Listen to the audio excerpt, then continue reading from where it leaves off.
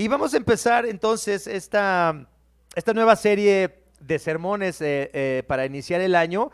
Esta nueva serie se llama El Evangelio, un lenguaje casi olvidado. Y quiero que pensemos en algo. ¿Cuál es el lenguaje casi olvidado? Es el lenguaje de la salvación. Este es lo que quiero que piensen ustedes. ¿Cuál es el lenguaje casi olvidado? Es el lenguaje de la salvación. Realmente es muy difícil pensar que necesitamos salvación. ¿Están de acuerdo? ¿O ustedes se sienten así tan desesperados como para necesitar salvación? La pasaron ustedes, casi la mayoría de ustedes la pasaron bastante bien hace unas semanas, comieron bacalao, romeritos, rosca de reyes apenas hace 2 días, abrieron sus sidras, estuvieron con su familia. No está tan mal la situación en México, a pesar de que en el mundo la situación es difícil, pero ¿alguno de ustedes la pasó así tan mal como para decir yo necesito salvación? ¿Alguno de ustedes se siente tan mal existencialmente con ustedes mismos para decir yo necesito salvación? ¿Hay alguien que se siente así tan mal? Levanten la mano, tenemos gente que se puede dedicar a la consejería, que los puede medicar si necesitan. ¿Nadie de ustedes se siente así, tan desesperado, tan en malas condiciones? La verdad no. Tenemos tantas cosas con las que confortar nuestros corazones, ¿están de acuerdo? Está la familia, está nuestra esposa, que nos soba los pies, que nos da besitos. Están los esposos que consienten a las hermanas, les compran lo que quieran sus esposos. ¿Qué quieres, mi amor? Y les compran lo que ustedes quieren. Están los hijos, ¿no? Que nos alegran, los hijos nos ilusionan, los hijos. Tenemos algunos todavía nuestros papás y hablamos con ellos y nos ilusiona hablar con nuestros padres y los vemos bien. Tenemos amigos. ¿Qué clima? El clima de la Ciudad de México más envidiable, el clima más envidiable del mundo. Coyoacán, ¿qué más queremos? Es muy difícil pensar en el lenguaje de la salvación. Es decir, es muy difícil pensar que estamos viviendo una situación que requiere que Dios nos salve. ¿Están de acuerdo? Es muy difícil sentirnos de esa forma, sentirnos tan desesperados, tan aburridos, tan abrumados, tan enojados, que pensamos que necesitamos que Dios nos salve. Eso es lo que quiero que pensemos. En estas series, hablando del Éxodo, vamos a estar hablando de este lenguaje de la salvación, un lenguaje casi olvidado porque casi nadie necesita salvación. Es más, algunos de ustedes son cristianos de mucho tiempo y no piensan en su salvación constantemente. Piensan en problemas de trabajo, piensan en problemas matrimoniales, piensan en problemas con la familia, con los vecinos, piensan en problemas de cualquier tipo, pero no piensan en la salvación. Así como, sálvame, Señor, necesito que me salves. Eso es lo que vamos a recuperar en estos días en los que vamos a estar hablando del Éxodo. Recuerden que el Éxodo es el segundo libro de la Biblia y nos habla acerca de cómo el pueblo de Israel llegó a Egipto. Llegó ahí Jacob con sus 12 hijos, con las 12 tribus, y estuvieron por 400 años en Egipto. Al principio los trataron muy bien, los egipcios los trataron bastante bien porque José, que era uno de los hijos de Jacob, tenía un buen puesto en el gobierno y entonces los trataban muy bien a los israelitas, los tenían protegidos y cuidados. Pero conforme estas primeras generaciones fueron muriendo y fueron naciendo nuevos miembros del pueblo de Israel, entonces se fue complicando la cuestión para los israelitas hasta que 400 años después hay un nuevo faraón que no conoce a este pueblo, que no sabe nada de Jacob, de aquellas 12 tribus, de José. O sea, 400 años es mucho, ¿están de acuerdo? En 400 años se olvida cualquier cantidad de cosas, ¿no? O sea, si en 50 años, 60 años ha cambiado todo, tanto, ¿no? Imagínense en 400 años lo que ha cambiado la relación del pueblo de Israel con los gobernantes en Egipto. Y entonces vamos a ver a través del libro de Éxodo cómo Dios decide salvar a este pueblo y darle una nueva identidad. De eso se trata, una nueva identidad, una identidad que los separe de todos los demás pueblos del mundo. Entonces, quiero que leamos hoy Éxodo, vamos a estar leyendo Éxodo capítulo 1, versículos 17 hasta el capítulo 2, versículo 14. Después te voy a reclamar esta separación de los No sé por qué se le ocurrió a Rodrigo hacer esta separación, pero después van a ver que tiene sentido. Éxodo capítulo 1, versículo 17 en adelante hasta el capítulo 2, versículo 14. Y voy a leer ahorita solamente de los versículos 17 hasta el 22. Versículos 17 hasta el 22. Dice así: sin embargo, como las parteras temían a Dios, se negaron a obedecer las órdenes del rey y también dejaron vivir a los varoncitos. Entonces el rey de Egipto mandó llamar a las parteras. ¿Por qué hicieron esto?, les preguntó. ¿Por qué dejaron con vida a los varones? Las mujeres hebreas no son como las egipcias, respondieron ellas. Son más vigorosas y dan a luz con tanta rapidez que siempre llegamos tarde. Por eso Dios fue bueno con las parteras, y los israelitas siguieron multiplicándose y se hicieron cada vez más poderosos. Además, las parteras temían a Dios. Él les concedió su propia familia.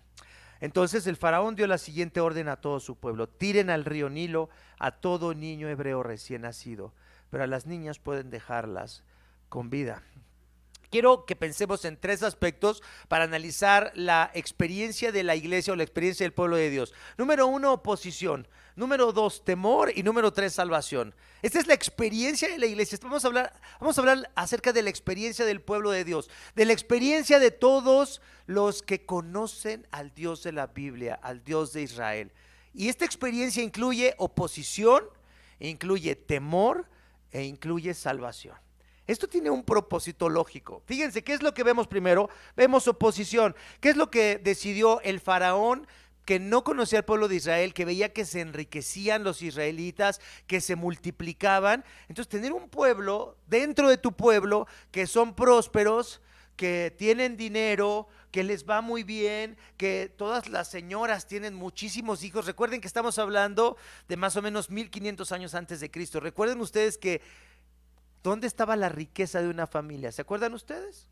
¿Cómo se hacía una familia rica o una tribu rica? ¿Control natal?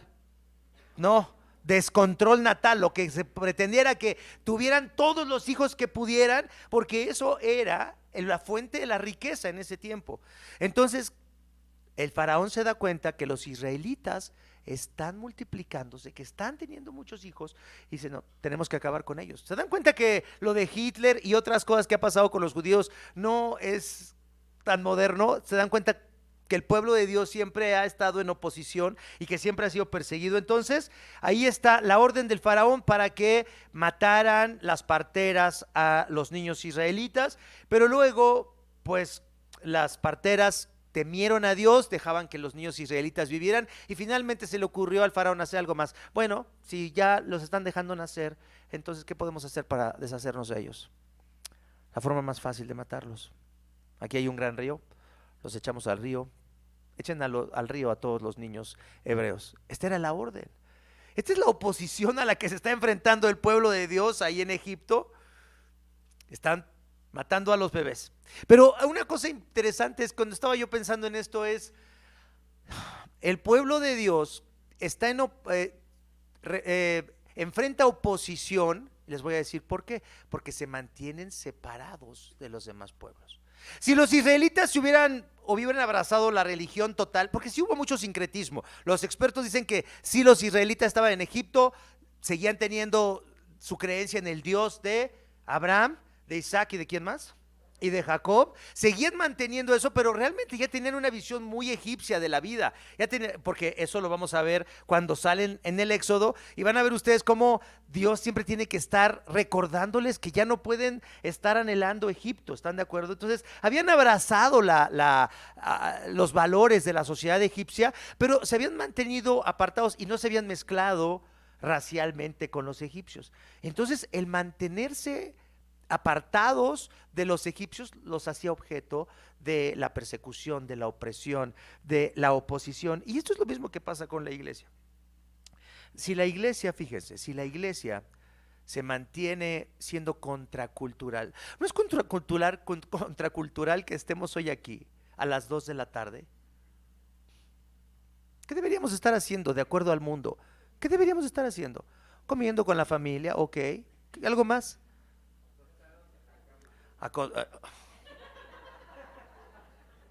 Ven al final, habla conmigo. Ven a hablar al final conmigo. acostados en la cama, viendo televisión, viendo un centro comercial a gastar dinero que no tienen o cosas así, ¿no? O sea, eso es lo que deberíamos estar haciendo, eso es lo que el mundo dice, alegrándonos haciendo algo así. Pero hoy hemos tenido que organizar nuestro día para dedicarle un tiempo a Dios, para adorar a Dios, para adorarlo. Fíjense, para pensar en este Dios que nos ha elegido como eligió a los israelitas que estaban en Egipto, que nos ha salvado como va a salvar a los israelitas que estaban en Egipto y que no queríamos conocer, como los israelitas que no conocían a Dios. Abraham no quería conocer a Dios. Dice que Abraham vivía en Ur de los Caldeos, una de las ciudades más modernas, más desarrolladas de ese mundo antiguo. Acuérdense, había 3 ciudades: Ur, Uruk, ¿y cuál nos falta? Oigan, andan mal en historia, ¿eh? Y Nippur, las 3 ciudades más importantes de Mesopotamia. Y en Ur de los Caldeos, ahí estaba Abraham. Y Abraham no estaba diciendo, no estaba buscando a Dios. Abraham le iba muy bien, tenía ovejas, tenía criados, tenía esclavos, tenía todo Abraham. No se fue de inmigrante porque le estaba yendo mal. De pronto se encontró con Dios y Dios le dijo: ven, te voy a mostrar una tierra. Deja a tus parientes, deja tu seguridad y sígueme. ¿No es eso lo que nos ha pasado a nosotros? ¿Quién de ustedes estaba buscando a Dios? ¿Quién de nosotros estaba buscando a Dios cuando Dios nos encontró, cuando Cristo vino a nuestras vidas? ¿Alguien de ustedes estaba buscando a Dios? No, estábamos haciendo lo que hacía todo el mundo, dedicados a nuestras cosas, en nuestras vidas, en nuestros amores, en nuestros deleites, en nuestras pasiones, en nuestros sueños profesionales. Teníamos una buena vida. ¿Quién de ustedes tenía una mala vida antes de ser cristiano? ¿Alguien de ustedes tenía una muy mala vida antes de ser cristiano? Así que digas, ya casi me encarcelaban o algo así. ¿No? No, teníamos buenas vidas. Teníamos una vida estándar. No teníamos ninguna diferencia con la gente que vivía a nuestro alrededor. Abrazábamos sus valores, teníamos la religión popular, pensábamos cómo piensa toda la gente, simplemente en lo material. Eso es lo que estamos buscando, el desarrollo material, progreso material, y realmente hablábamos igual que los demás, nos divertíamos igual que los demás, pensábamos igual que los demás y no pensábamos que necesitábamos que Dios nos salvara. Los israelitas están ahí, están recibiendo oposición porque de alguna manera se han mantenido apartados de los egipcios y eso los pone en la mira del faraón en Egipto. Y si tú quieres ser realmente un cristiano y si tú realmente quieres vivir para Cristo, déjame decirte algo, eso te va a poner en la mira de las demás personas. Si tú eres verdaderamente un cristiano, que no eres un cristiano de la secreta, esos que tienen 20 años trabajando con la misma gente y nadie sabe que son cristianos.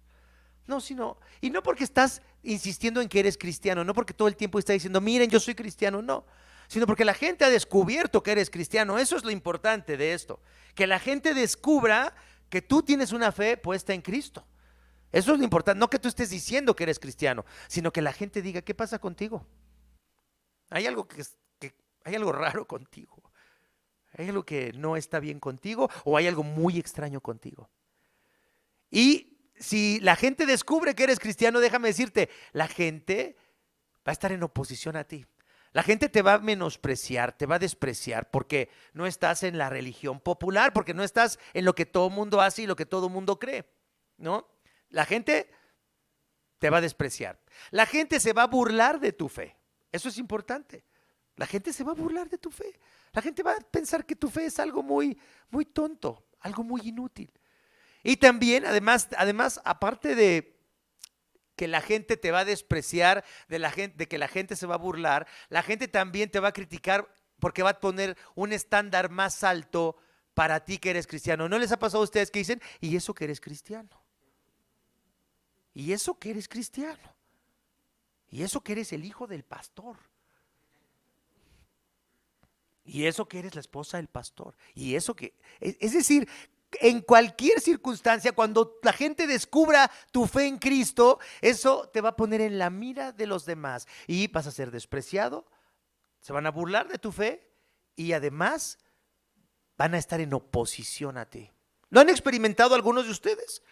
Espero que lo hayan experimentado, pero solamente lo puedes experimentar si realmente estás viviendo una vida que te distingue de los demás. Si abrazas una vida como todos los demás, les vas a caer súper bien a todos, a tus compadres, a tus amigos, a todo el mundo. Nunca van a hablar de la fe, nunca te van a cuestionar, nunca van a decirte algo de tu fe, porque como eres tan igual a ellos, que no importa que seas cristiano. Ese es el punto que quiero que pensemos hoy. Solamente cuando estamos realmente comprometidos a vivir una vida en la fe cristiana, es decir, que nuestros valores están en la fe cristiana y manifestamos esa fe puesta en Cristo, no porque queremos que los demás sepan que somos cristianos, sino porque realmente estamos convencidos de algo. Por ejemplo, vienen algunas personas que no son cristianas a mi casa y nos decimos: oigan, somos cristianos. No, tampoco tenemos un cuadro afuera en la puerta diciendo: oigan, tengan cuidado, somos cristianos. No decimos nada. Nada más viene la gente y cuando vamos a comer decimos: oigan, nosotros estamos acostumbrados a dar gracias a Dios por la comida. Estamos muy agradecidos de que ustedes estén con nosotros hoy aquí. Y entonces damos gracias a Dios por la comida y damos gracias a Dios por nuestros invitados que no son cristianos, que no son creyentes. Y eso abre una serie de conversaciones tan interesantes con la gente, pero no lo estamos haciendo porque tengo que hacer la tarea, tengo que hacer evangelismo hoy y entonces ahora voy a invitar a alguien para evangelizarlo. No, es algo natural, es algo normal, es algo que hacemos porque estamos convencidos de que Dios es tan bueno, que ha puesto esta comida riquísima delante de nosotros y que es generoso con nosotros y que no nos falta nada. Y realmente queremos darle gracias a Dios. Recuerden ustedes algo que siempre les he contado, que mi hija, que piensa que somos supersticiosos los cristianos y por eso ya no es cristiana, porque piensa que es pura superstición. Y dice: pues es otra superstición, papá, es una superstición cristiana con la Biblia y yo no tengo la Biblia ni tengo nada y tengo otras supersticiones, el horóscopo y todo. Y dice, por ejemplo: ¿por qué oras cuando comemos? Le digo: porque realmente estoy agradecido con Dios, hija. No, es que tienes miedo de que Diosito se vaya a enojar contigo. Fíjense, o sea, hay personas que realmente es una perspectiva muy interesante, cómo mi hija analiza nuestra propia religión en la que ella ha crecido, nuestra fe cristiana la analiza y dice: ¿no será simplemente como cualquier otra religión esta? Donde solamente tu superstición hace que tengas ciertos rituales para que te vaya bien. Pues podemos tener rituales cristianos o podemos tener rituales no cristianos. Es lo que piensa mi hija, es inteligente mi hija. Y además buena teóloga porque me dice estas cosas. Pero realmente ella no cree que estamos muy agradecidos con Dios y que por eso oramos y por eso damos gracias, porque de verdad estamos agradecidos, pero ella no cree eso. Ella no cree que en nuestro corazón hay un profundo agradecimiento por lo que Dios ha hecho por nosotros. ¿Se dan cuenta? O sea, ¿dónde puede estar hasta los primeros enemigos de tu casa, de tu fe? Puede ser en tu misma casa, puede ser en tu misma familia, los que digan: no quede tan cristiano. ¿Qué pasó con ese cristianito? ¿Qué pasó con ese pastor? ¿Qué pasó con ese teólogo? ¿Qué pasó con esa persona que se la pasa leyendo la Biblia todo el tiempo? ¿Qué pasó? ¿Dónde está esa fe? Eso es muy importante. Si nosotros vivimos como los israelitas en Egipto, viviendo una vida distinta, viviendo una vida separada de la cultura, eso nos va a poner en la mira de los demás y vamos a enfrentar oposición. Jesús les advierte a sus discípulos en Mateo 10:22. Jesús les dice: todos los odiarán por causa de mi nombre. Y esto es lo que me choca predicar así, o sea, utilizar la Biblia y predicar así en la iglesia, porque imagínate que invitaste a alguien hoy a la iglesia. Imagínate que hay una persona nueva y que decimos: Cristo dice, si ustedes me siguen, los van a odiar todos. ¿Y qué tal que tú invitaste a un amiguito y dices: oye, es que yo quiero que conozcas la fe cristiana? Ay, ¿de qué se trata la fe cristiana? Bueno, no van a explicar. Jesús dice: los van a odiar por mi causa, van a ser odiosos porque ustedes van a querer seguirme, porque ustedes, fíjense por qué la iglesia y por qué los cristianos podemos parecer odiosos a los demás. Y creo que hemos cometido muchos errores al relacionarnos con el mundo, porque creo que sí, muchos cristianos a veces tomamos una actitud de que somos superiores y somos mejores a los demás y condenamos a los demás y despreciamos a los demás, a los que todavía no están en la fe cristiana, ¿no? Y los vemos así como personas pues que son de segunda clase, porque no son cristianos todavía. Desgraciadamente eso es algo muy tonto que ha hecho la iglesia. Pero por otro lado, creo que cuando dice el Señor Jesús: los van a odiar por causa de mi nombre, realmente la iglesia es un testimonio a la sociedad de que este mundo va a ser juzgado, de que Dios va a venir y va a juzgar todos nuestros actos y que Dios tiene el derecho de condenarnos, de castigarnos por nuestro comportamiento, por lo que hemos hecho mal, por nuestra falta de amor, por nuestro odio hacia Él y por nuestro odio hacia los que nos rodean. Busquen Tito capítulo 3 versículo 3. ¿Qué dice Tito capítulo 3 versículo 3? Ahora sí, alguien que lo lea fuerte y lo vamos a poder escuchar. Eso está padre de aquí. Tito 3:3. ¿Qué dice?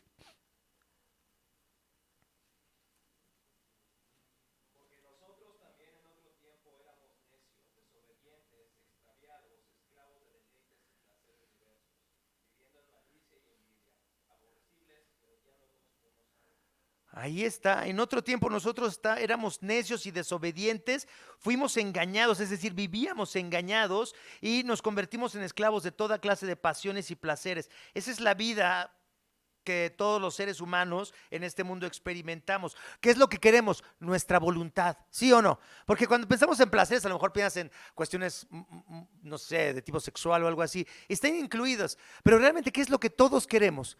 Todos queremos hacer nuestra voluntad. Por eso es tan difícil las relaciones que debieran ser las más fáciles, ¿estás de acuerdo? ¿No? Cada vez de que doy una consejería prematrimonial a una parejita antes de casarse, siempre salen todas las dificultades que están experimentando esa parejita que se va a casar. Pero no están tan enamorados, pero no están no están tan ilusionados con esta boda.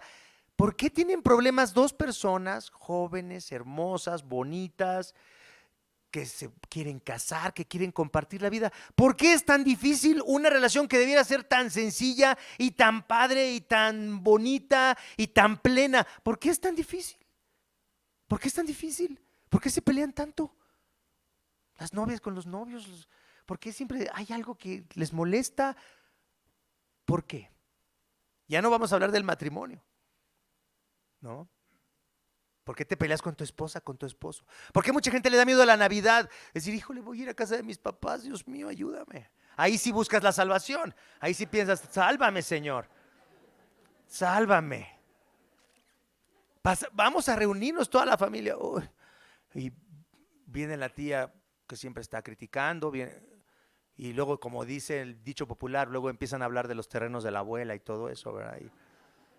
Todo lo que tenía que ser una buena reunión sencilla, una cena, acaba siendo algo tremendo, algo terrible, donde la gente está enojada, donde alguien se molestó por algo, donde alguien dijo algo que ofendió a otra persona. ¿Qué es lo que nos pasa? ¿Por qué no podemos llevarnos bien todos? ¿Por qué no podemos estar bien con toda la gente? Empezando por los que están más cercanos a nosotros. La esposa, el esposo, la novia, el novio, los amigos, la iglesia. ¿Por qué nos cuesta tanto trabajo? Porque somos pecadores, porque estamos dominados, como dice aquí, dice, estamos dominados por nuestras pasiones, por nuestros placeres, por nuestros deseos, por lo que queremos. Dice, nuestra vida estaba llena de maldad y envidia y nos odiábamos unos a otros. Nos odiábamos unos a otros. Eso es lo que dice el apóstol Pablo. Esa es la condición humana que va a ser juzgada y va a ser condenada. Entonces, cuando la gente ve la iglesia cristiana y les decimos a las personas, tienes que arrepentirte, tienes que venir a Jesús, arrepiéntete de tus pecados, ven a Cristo, conoce el amor de Cristo, conoce el perdón de Jesús. Eso nos hace odiosos, es un mensaje odioso, ¿estás de acuerdo? ¿No sería más bonito que todos hiciéramos yoga, por ejemplo? Posiciones de yoga, flor de loto, 15 minutos de meditación, ejercicios de balanceo. O sea, no es más bonito, no es más agradable eso que estarle diciendo a la gente que está en pecado, que está en rebelión, que en realidad odia a Dios y odia a sus semejantes. ¿Quién quiere oír eso? Y la iglesia es el testimonio de ese mensaje. Y por eso la gente no quiere a la iglesia. Por eso la gente prefiere el yoga, el tarot, la religión popular. Podemos ir a una misa, como yo iba, 7 de la noche, en domingo, Coyoacán. Ya me quiero ir a comer mi elote, entonces veo los últimos 20 minutos, pueden ir en paz, la misa ha terminado. Ya cumplí. ¿No les pasaba a ustedes igual? Era así, cumplías, pero no tenías que arrepentirte. No había un llamado a decir, ¿sabes qué? Tú odias a Dios y en realidad odias a los demás. Y en realidad lo único que quieres es hacer tu voluntad y por eso te llevas tan mal con tanta gente. Y por eso envidias a otros y por eso desprecias a otros. Y por eso te caen gordos tantas personas. Porque en realidad tu corazón está mal. Y eso es lo que la iglesia, el testimonio de la iglesia, le dice al mundo. Ustedes están mal.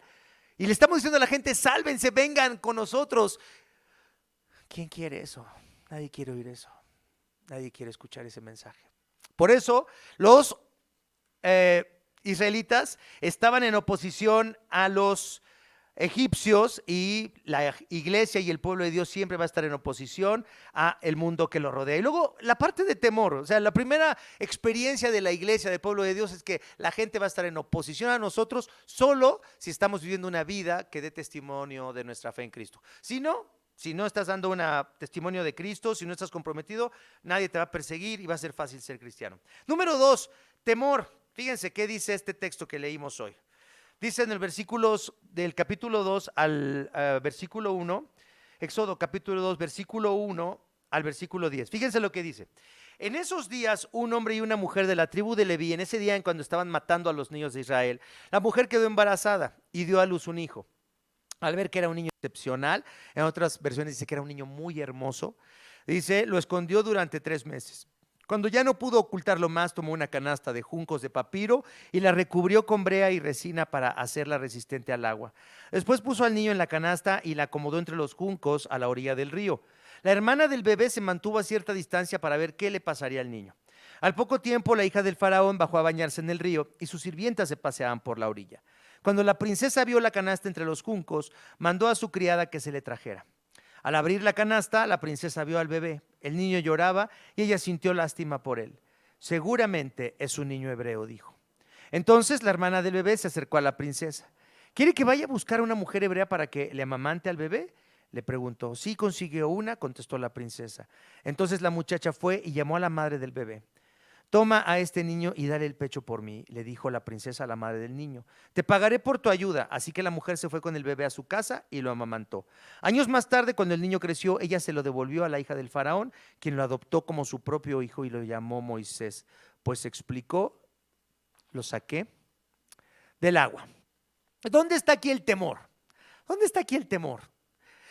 A ver, ¿quién de ustedes, mamás, hubiera decidido salvar a su bebé poniéndolo en un Moisés calafateado y echarlo del río Nilo? ¿Alguna de ustedes se le hubiera ocurrido eso como mamá? ¿Qué les parece la idea? Poner a un bebé en el río para que se salve. ¿Saben que en el río Nilo hay cocodrilos? ¿Saben que el río Nilo es bastante grande y muy fuerte su corriente? Por eso les iban a echar allá a los niños. El faraón había dicho, echen allá a los niños para que se ahoguen. La mamá, los expertos dicen que no sabemos si la mamá tiene información de que ahí se bañaba la hija del faraón. No sabemos, no tenemos ningunos detalles, pero lo que sí sabemos es que la mamá tenía mucho temor de que mataran a su bebé. Y lo único que le quedaba era hacer algo desesperado por el temor que tenía, hacer algo desesperado, una mala decisión. ¿Nunca han tenido miedo y han tomado malas decisiones porque tienen miedo? ¿Sí? ¿Alguna vez han dicho, se han apresurado a hacer algo porque tenían miedo y cometieron una burrada? Eso le pasó, eso es algo que le estaba pasando a la mamá de Moisés. Tenía mucho miedo de que mataran a su bebé, era un bebé hermoso. ¿Qué puedo hacer? Van a venir, lo van a descubrir, no puedo ocultar a este bebé por más tiempo. Entonces van a venir, me lo van a quitar, nos van a castigar. Estaba pensando también en su familia, estaba desesperada la mujer. Lo único que dijo es, lo voy a poner en el río y a ver qué pasa. O se lo come un cocodrilo o se ahoga o alguien lo encuentra. Y lo encontró la hija del faraón. Hay personas que piensan que esto es algo muy improbable. Así como cuando la gente que no es cristiana revisa estas historias de la fe cristiana, dice, ¿cómo es posible que pase eso? Aunque son las mismas personas que piensan que los extraterrestres construyeron las pirámides de Egipto. No, son las mismas. Que dice, qué tontería. Ah, no, sí, claro que sí, los extraterrestres construyeron las pirámides de Egipto. ¿Cuál es la evidencia? No, pero es muy lógico pensar que vinieron. O sea, sí, lo que quiero que pensemos es que estamos en un mundo real, ahí está Egipto, es un mundo en donde las personas trabajan alrededor del río y es posible que alguien que se atore entre los juncos esta canastita y que alguien salve a este niño. O tal vez no, o tal vez van a tener que ver a este niño muriendo ahí. La experiencia de la iglesia, la experiencia del pueblo de Dios es que vamos a experimentar temor. Hemos experimentado temor en los últimos 3 meses, el consejo de la iglesia. Hemos experimentado temor. ¿A dónde vamos a llevar a la iglesia? ¿Es el fin del Redentor? ¿Ya se acabó el Redentor? Tal vez sí, pero tenemos miedo. ¿Pero por qué tenemos miedo? No siempre son las mejores razones, ¿no? Pero tenemos miedo de que algo que por lo que hemos trabajado se acabe, pero la iglesia es de Dios, la iglesia es de Cristo. ¿Por qué tenemos miedo? Y sin embargo hemos estado pensando a dónde podemos llevarlos, que los hermanos estén bien, que estén cómodos, que se sientan a gusto, que los podamos considerar a todos, que les podamos llamar para invitarlos, que se sientan tomados en cuenta y que nadie se ofenda y que todos hagan esta transición de la mejor manera, que estemos más unidos que antes. Es algo muy difícil, da miedo. Cuando te enfrentas a algo desconocido, a algo que no tienes control. Si tuviéramos mucho dinero, pues hubiéramos podido rentar, no sé, ahí en el María Isabel Sheraton un salón, nos vemos los domingos y luego nos vamos todos a comer comida coreana o no sé lo que sea, ¿no? Pero no, tenemos recursos limitados, pero el futuro no sabemos. No tenemos control sobre el futuro, no sabemos exactamente a dónde vamos a ir. Hemos visto muchas propiedades. Recuerden que les avisamos hace 15 días, bueno, hace 3 semanas, de una propiedad que parecía que era la indicada. Finalmente los dueños dijeron, no, les vamos a cobrar una renta más alta y si ustedes remodelan, no vamos a considerar nada. Pero por el miedo podríamos haber tomado esa decisión y estaríamos ahorita endrogadísimos y no sabríamos qué hacer. Por el temor. ¿Se dan cuenta? La iglesia siempre va a experimentar oposición y siempre va a tener temor. ¿Por qué? ¿A cuántos de ustedes les da temor compartir su fe con otros? ¿Cuántos de ustedes les da temor compartir su fe con otros? Que dicen, hoy voy a ir con mi vecino que está bien mal y le voy a hablar de Cristo. ¿Cuántos de ustedes lo han hecho últimamente?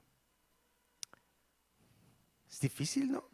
A familiares no creyentes les hemos compartido de Jesús, les hemos compartido de Cristo. A veces sí y a veces no, porque no queremos echar a perder nuestra relación con ellos. Tenemos miedo de que nos rechacen.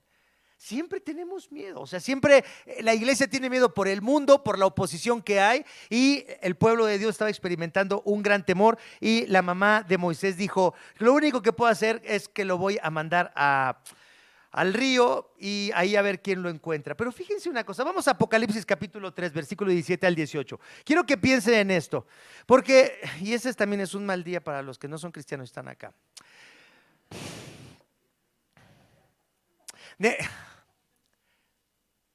En Apocalipsis capítulo 3, versículos 17 al 18. Las personas que no conocen a Dios así piensan. Fíjense lo que dice. Apocalipsis 3, versículos 17 al 18. Esto es Cristo diciéndole a las personas que piensan que no necesitan salvación. Dice, tú dices, soy rico, tengo todo lo que quiero, no necesito nada. Esta es la condición de los seres humanos naturales. No nos damos cuenta que estamos perdidos. Pero fíjense lo que dice. Y no te das cuenta de que eres, ¿qué? Un infeliz. ¿Y un qué? Y un miserable.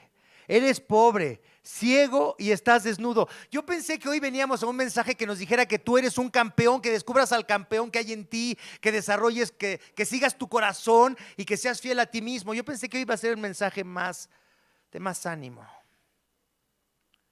Pero este mensaje está horrible, ¿no? ¿No está horrible? Este mensaje está horrible. Tú piensas que eres rico, que tienes todo lo que quieres y que no necesitas nada, pero no te das cuenta que eres un infeliz y un miserable, eres pobre, ciego y estás desnudo. Así que te aconsejo que de mí compres oro, un oro purificado por fuego, y entonces serás rico. Compra también ropas blancas de mí, así no tendrás vergüenza por tu desnudez, y compra ungüento para tus ojos, para que así puedas ver. ¿Cómo nos ve Dios cuando estamos alejados de Él?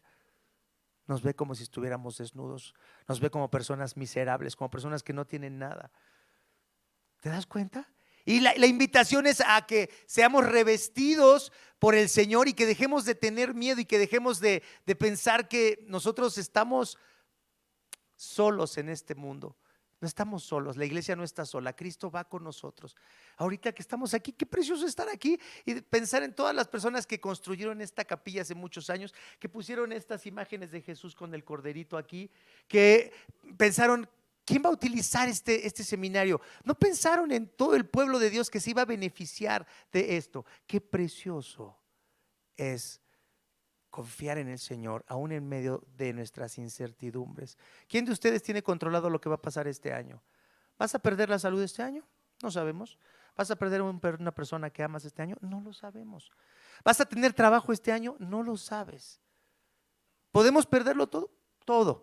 Pero también tenemos ilusiones y tenemos sueños, ¿están de acuerdo? Y también tenemos miedo de que nuestras ilusiones y nuestros sueños se acaben, que no podamos cumplir nuestras metas. ¿Se dan cuenta? La iglesia siempre está en una situación débil, en una situación en la que tenemos que confiar en el Señor y encontrar la salvación en Él. Fíjense, 2 Corintios capítulo 12, versículos 9 al 10. Me encanta esto que nos recuerda Pablo. Para los que tienen miedo, para la iglesia que teme por la oposición, por la falta de control, por las necesidades que se ven en el futuro. Segunda epístola a los Corintios, capítulo 12, versículos 9 al 10. Fíjense lo que dice el apóstol Pablo. Cada vez él me dijo, dice, el apóstol Pablo tenía, no se sabe si una enfermedad, algo que él le había pedido al Señor 3 veces, que le quitara ese aguijón en su carne, que no sabemos exactamente qué era, y dice, pero Cristo cada vez me dijo, mi gracia es todo lo que necesitas, mi poder actúa mejor, ¿en qué? En la debilidad. Cuando la iglesia es fuerte, cuando la iglesia tiene mucho dinero, cuando la iglesia… No, en la debilidad. Ahí es donde en la debilidad tú vas a ver tu necesidad de ¿qué? De salvación. Ahí es, en la debilidad es donde vamos a ver nuestra necesidad de salvación. Dice, para que el poder de Cristo pueda actuar a través de mí.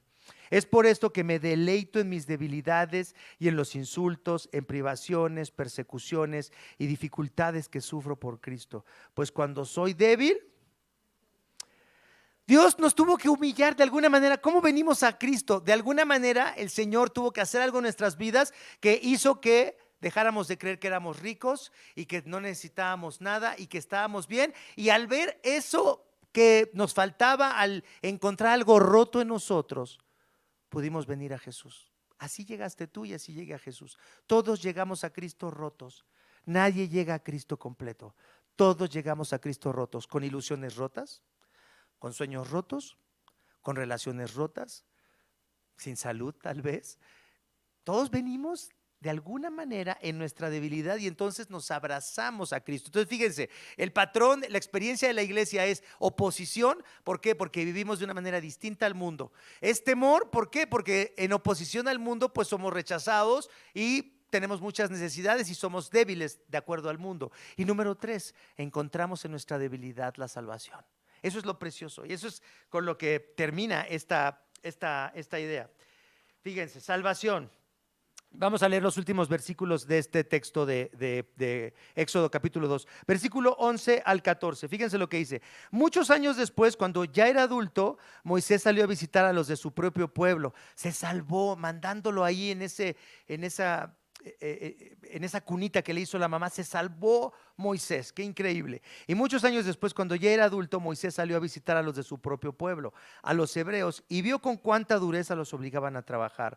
Durante su visita vio que un egipcio golpeaba a uno de sus compatriotas hebreos. Entonces Moisés miró a todos lados para asegurarse de que nadie lo observaba. ¿Y qué hizo Moisés, el héroe, una persona que admiramos tanto? ¿Qué hizo? ¿Quién de ustedes ha matado a otro ser humano? ¿No? ¿Qué hace falta para que mates a una persona? ¿Te das cuenta lo grave de esto? O sea, lo grave que está haciendo Moisés. Está haciendo algo terrible, algo que no nos atreveríamos a hacer tal vez ninguno de nosotros. No que no tengas ganas, pero no te atreves a hacerlo, esa es la cosa. Y dice… ¿Por qué le pegas a tu perdón? Entonces Moisés miró a todos lados para asegurarse que nadie lo observaba y mató al egipcio y escondió su cuerpo en la arena.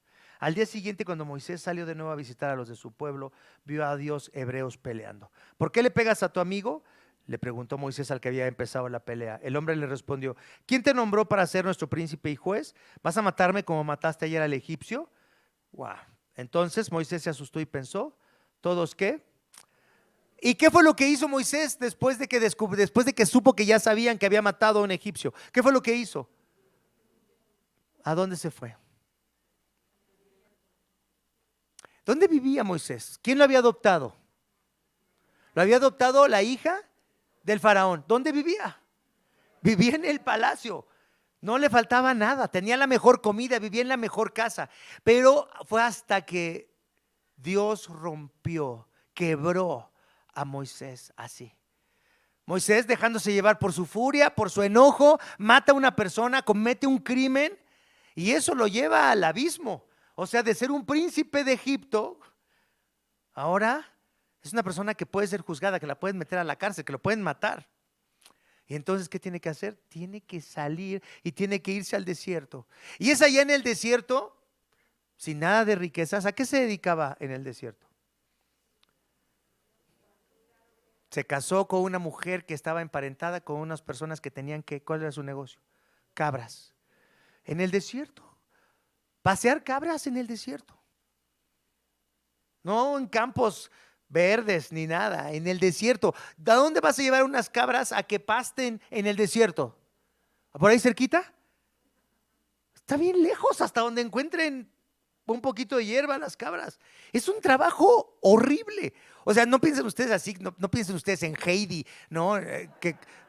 Abuelito, dime tú, no piensen en eso.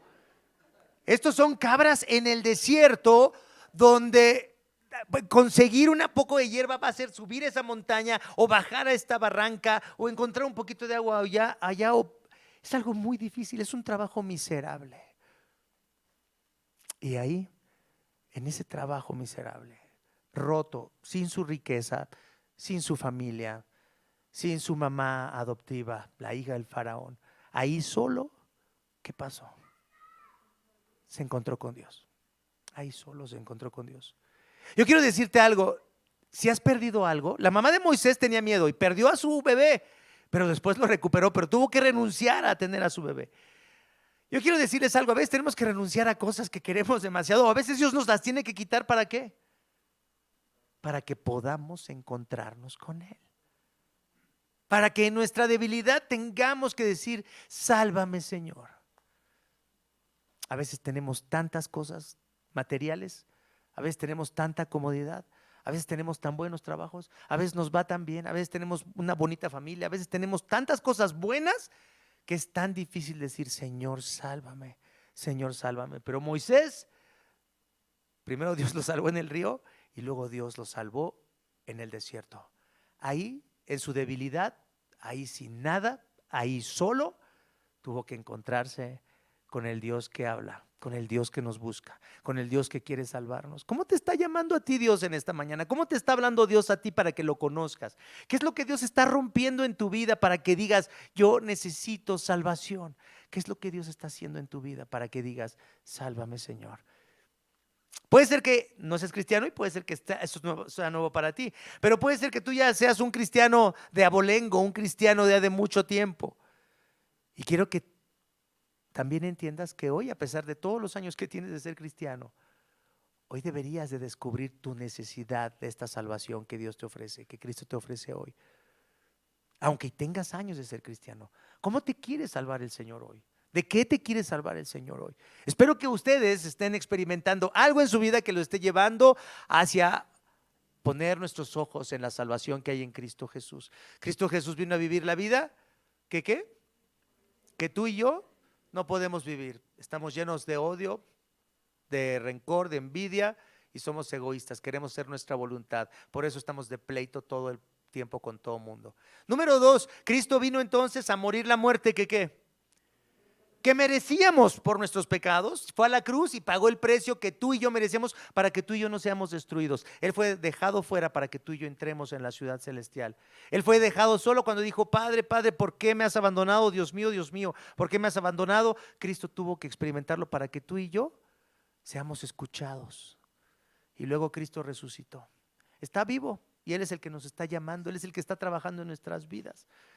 Vamos a estar en estas semanas hablando de este lenguaje de la salvación, pero espero que hoy tú puedas decir: Señor, sálvame hoy, te necesito hoy. Vamos a orar. Padre Santo, Padre amoroso, Padre bueno, te damos tantas gracias, Señor, porque tú rompes lo que parece fuerte en nuestras vidas, Señor, y nos has puesto como iglesia en una condición débil, en una condición de persecución, a veces en una condición de temor. Y Padre, en esa debilidad se manifiesta tu poder, en esa debilidad se manifiesta tu gracia, en esa debilidad se manifiesta tu perdón, en esa debilidad se manifiesta, Señor, la obra de Jesucristo en medio de nosotros. Padre, llámanos en esta hora a buscar la salvación en ti, a encontrar la salvación en ti. Que no encontremos la salvación, Señor, en una relación romántica, que no encontremos la salvación en nuestra familia bonita, que no encontremos la salvación en nuestros hijos que nos enorgullecen, que no encontremos nuestra salvación en nuestros papás, que no encontremos salvación en una casa, que no encontremos salvación en una cuenta bancaria, en un ahorro, que no encontremos salvación en un bebé, que no encontremos salvación, Señor, en nada de este mundo. Que tengamos que ir hasta Jesús, encontrarnos con Cristo. Padre, utiliza la experiencia de la iglesia, la opresión, el temor, la persecución, para que nos aferremos más a esta salvación. Bendice a tu iglesia, Señor. Bendícenos mientras buscamos más de Jesús, mientras recibimos más consuelo en nuestras vidas por la obra preciosa de Jesucristo tu Hijo. Amén. Amén.